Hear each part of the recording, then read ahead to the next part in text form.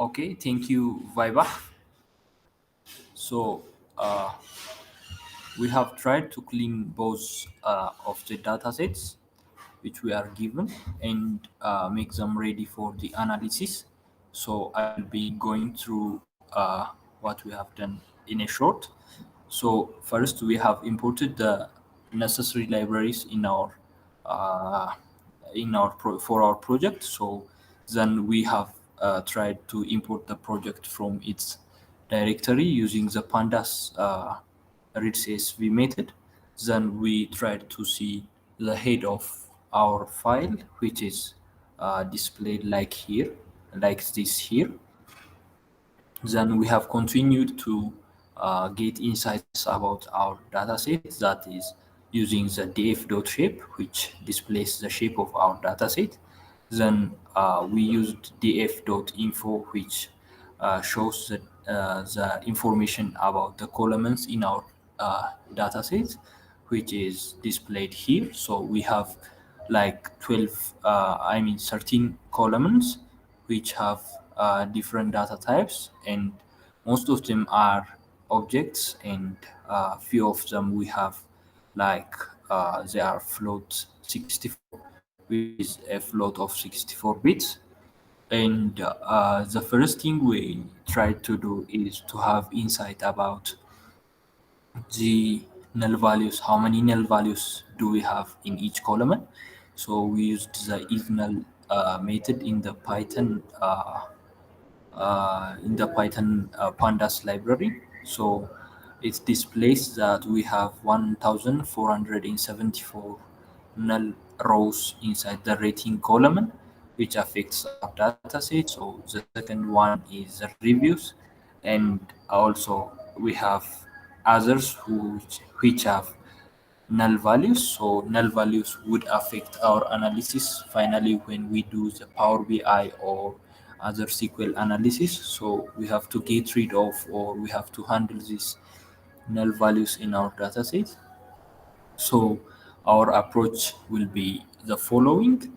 The first one we have tried to make is the heat map, which shows the which parts of the dataset are null and which parts of the dataset that are having values. So here the heat map shows there are like 1000 and 474 rows of the dataset are in the column of rating are having null. So here it displays them uh, with what we call the yellow lines. So the others haven't been represented due to the thickness of the line we have used. It's default that it misses for 1 up to 10 uh, null values in a column. So we'll be looking at them in detail in the next sessions.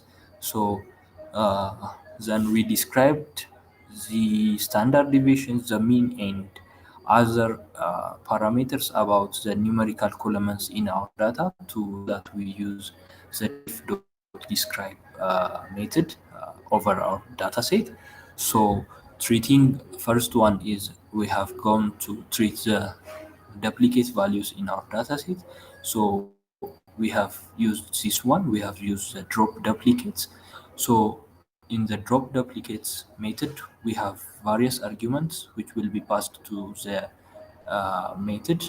So the first one was keep. So this keep will tell the drop duplicates method to keep the first occurrence of each duplicate in our data frame. So since it is a duplicate, we do not need to drop it all in all, but keep the first occurrence and drop all others. That was our logic.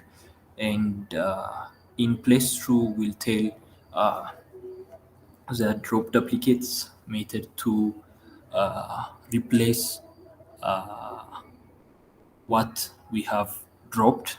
In case if we have five rows which have the same occurrence, we will keep the first occurrence of that row and drop all others and move the dataset moves the other rows of the dataset to the place where the four were placed. So then we will be resetting our index again. So since the resetting is used to adjust our indexes in our dataset to be updated with that of what we call the indexes, since we dropped at the first here in the first prompt, or in the first statement of the code, in the first expression, we dropped some rows. Like if we have from 1 to 10, we dropped 5 and 6. So we will be having 1, 2, 3, 4. 5 is dropped, then 5 and 6 is dropped, then 7 will be continuing. So we have to shift the 7th to the 5th place. So this code right here is doing that. And the next one is we check our the shape of our dataset. So after dropping some values, we were having a dataset having the size of 10,841 rows by 13 columns. So after dropping the duplicates, we will be having 10,358 rows with 13 columns. So we can make sure that we haven't dropped any column, but we have dropped columns that are duplicate to each other, and also shifted their index so that the first index of our dataset will be 0, and the last index of our dataset will be 10,357. So the next thing we will be using is the unique values method in each of our columns, which are categorical, or you can say like which are string columns. So we used the unique function. We used the unique function over the category column that is having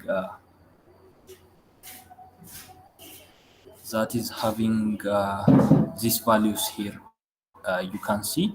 So this one right here, this 1.9 value is not expected to happen in this category column. So we have to handle this one. So in order to handle that, we first find the index of the dataset where there is 1.9. So after finding the index, we kept the index in the index variable and dropped the index. Also, after dropping, we used in place true, which shifts the value. Then after each drop, we have to reset our index in order to have a stepping up or a stepping down column, so that inserting it to the MySQL table would not have an issue with us. So after cleaning or after handling the 1.5 value, we are left with all categorical or all string values. So the next thing we have done is to check the type column of the data frame for its uniqueness. So in the type column, we have found that we have free, we have paid, and we have the non-type. So the non-type is also, it is a not numerical value in Python. So we should have to handle that, since we only have a free and paid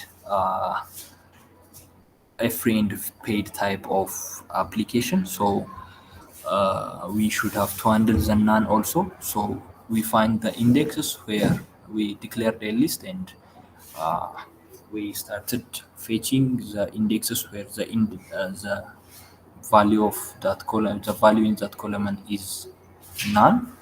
Then also we have dropped it here, and we reset the index of the dataset. Then finally checking it for its uniqueness give us free and paid only in that column.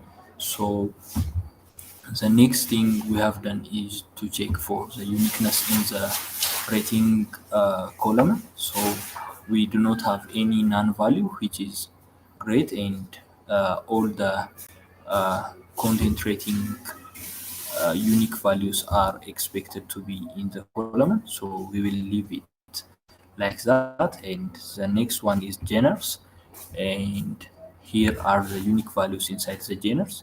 And if there is this is somehow truncated, but to check if there is a null value inside the gener column, we have used this one. But there is, since there is no uh, row index that has null value, we it returned an empty list which we have given it, which means we do not have a null value inside this general column. The next one is uh, the rating data frame. We checked for the rating data frame having null values using the heat map. So as we can see here now, we do not have any null value inside the general column. This is for some visualization purpose, since we have been having this one right here, but now we are, after cleaning all the null values, we are having this visualization right here. Then the next one is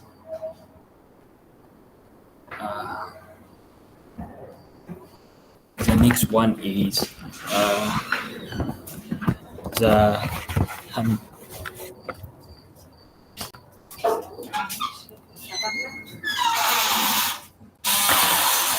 the next one is handling null values in the rating column. So handling the null values in the rating column. So to handle that, we will be uh, using another technique. So to explain our approach used while while handling the null values inside the rating column, we have used some visualization to locate where the null values are located in our dataset. Then uh, we have tried uh, to handle it scientifically, like we have used a box plot to show where outliers are found in this column. So outliers are found like on below the 3.25. We have calculated the line, the value of this line, which is 3.25. So all values below 3.25 are regarded as null values. So for a column that is affected by outliers, we should handle outliers using the median value. So we'll be using the median to handle the null values inside this column. So here we have calculated the outliers using the IQR or the interquartile range technique. Then finally, counting the outliers, we are resulted with 495 values having the null value, which is a great number. So in dropping all these column values would affect our data set. So we have handled it using the median value as we have discussed. Using the mean will not result a great outcome at the end, but we used the median as it is stated here.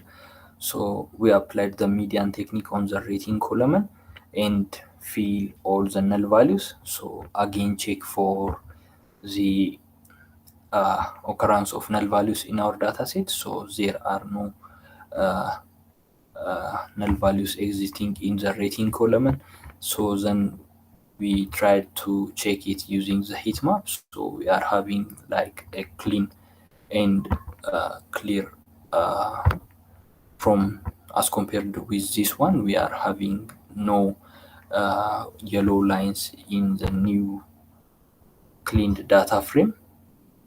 So the next one is, so let's check the data type, handling the null values in the text or the string column. So we have tried to check to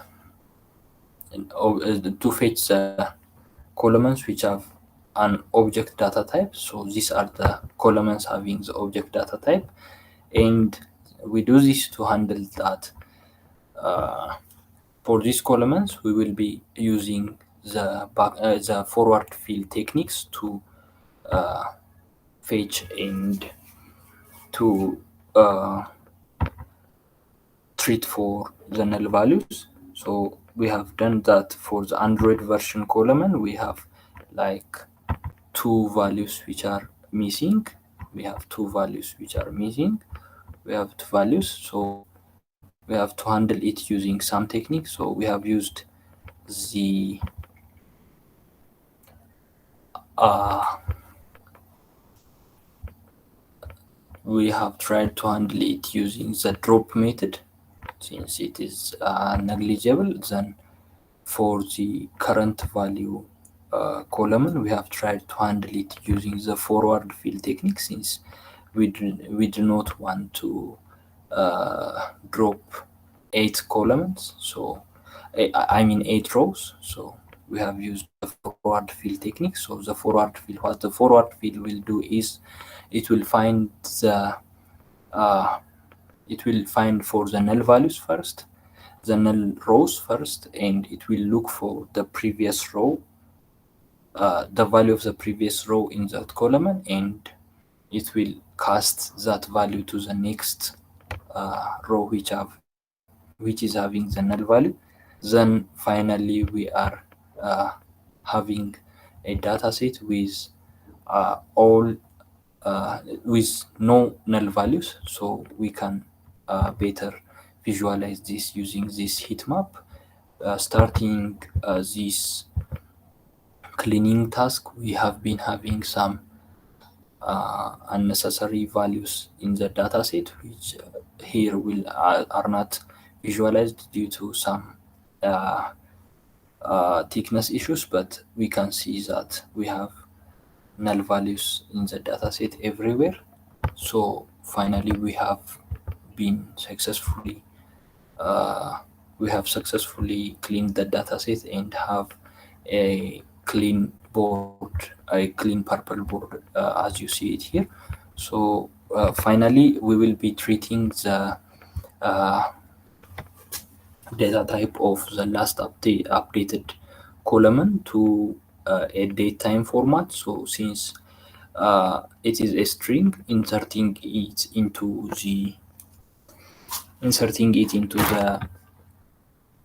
uh, the MySQL table as a date type would throw an error. So we have handled the last update column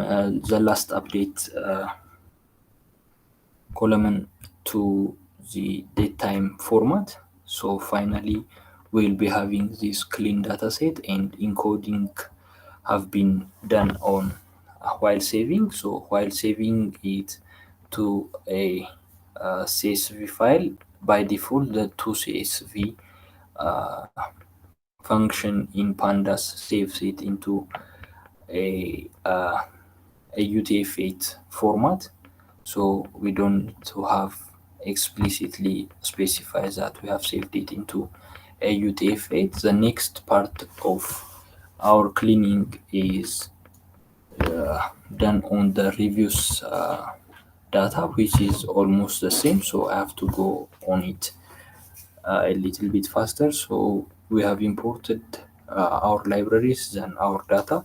So then seen the head of the data, and then seen the head of the data, and then the shape. So then also get insights about the information about our datasets and described the numerical values in our datasets, the mean, median, the quartiles, and the max and the mean of our dataset elements. Then we have went to check for null values as we have done earlier. So we have many null values inside our dataset, like it's visualized here. Then uh, then we have tried to check for null values in each column. So and then drop them and then reset our index to update the indexes in our dataset. So after doing these things, we were left with a cleanest dataset as compared with this one. So we are having the cleanest dataset, then we are uh, uh, checking the shape of our dataset, which is 37,427. Then it's also clean, and we have now the cleanest dataset, and we will check out for null using the is null and some function. So uh, we can also plot the outliers inside the sentiment polarity, but the box plot shows that there are outliers in our dataset. However, it is used it used only the IQR technique, which is not showing for the current column since it's having only the range from -1 to 1. In this range, we will not be having any outlier, and this box plot only uses the IQR technique and tries to visualize all the values that are far a little bit farther from this blue region. So this won't be considered as outlier, they will be considered as extreme minimum values rather. So as long as they are in the range -1 to 1, we consider them as rightful uh, values, but not outliers. If we have found some value that is 10 or that is 4, we would have considered it as an outlier, but these are only extreme minimums, and we have also checked the outliers in for outliers in the subjectivity column. So there are no outliers, and we have seen the head. Then finally reset the index. So then save the file to this location, and the next is the sentiment analysis. We have to go out of the box and do some sentiment analysis on uh, the uh, data. Uh, So uh, we have imported some important libraries which we'll be using on the sentiment analysis. Then we have seen like the head and the info. Then we have tried to review the cleaner for. We tried to write the function that cleans mm, the review, the translate review column. So if there are any concatenations of these uh, characters, like if there is HTTPS or if there is A to Z, then like unfavorable sequence of characters in our dataset, we write this function to handle it, then apply this function on the translated review column. Then finally, we have applied the sentiment analysis on the values and the count. So we have counted the value as a number of rows having positive sentiment, uh, then negative sentiment and neutral sentiment. To visualize this, we have applied this graph so it can show how positive, how negative, and how neutral our sentiments are. And we can also discuss or see the contribution of each sentiment type for the whole data set using this pie chart. Then we have tried to come up with a word cloud which shows the most occurring words and the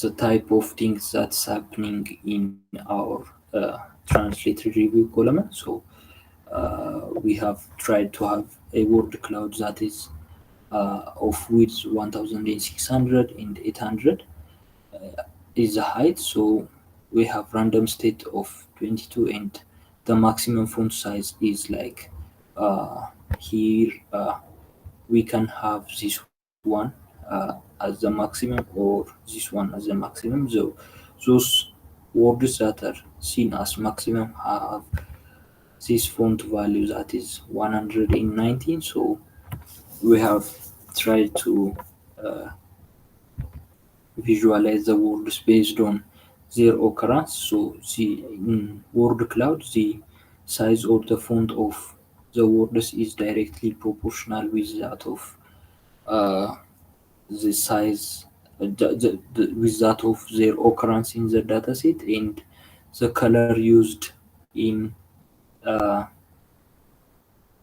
in the word cloud is somehow related to each other. So we can see work used, create option, and these words are somehow in the same color. So we can see that they are somehow related. So and like we can also see change, make, want, and love. These are words that that are somehow related, and the point is here they occur based on their occurrence in the size appears on the screen because of their occurrence on the dataset. So